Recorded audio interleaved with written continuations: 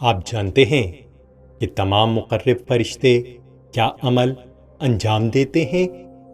سارے فرشتوں میں 4 فرشتوں کا مقام بارگاہ الہی میں سب سے بلند ہے، جو یہ ہیں: حضرت اسرافیل علیہ السلام، حضرت جبرائیل علیہ السلام، حضرت میکائیل علیہ السلام اور حضرت عزرائیل علیہ السلام۔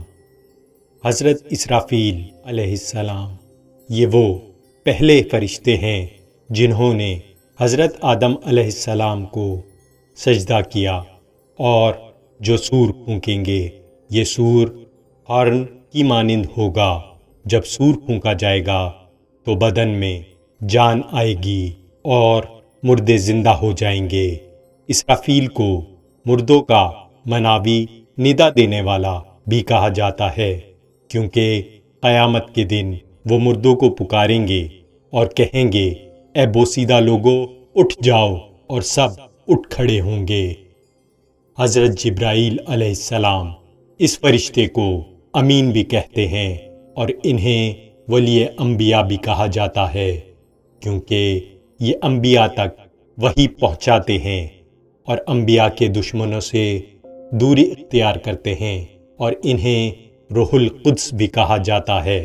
یہ جہاں جاتے ہیں زندگی حیات دیتے ہیں۔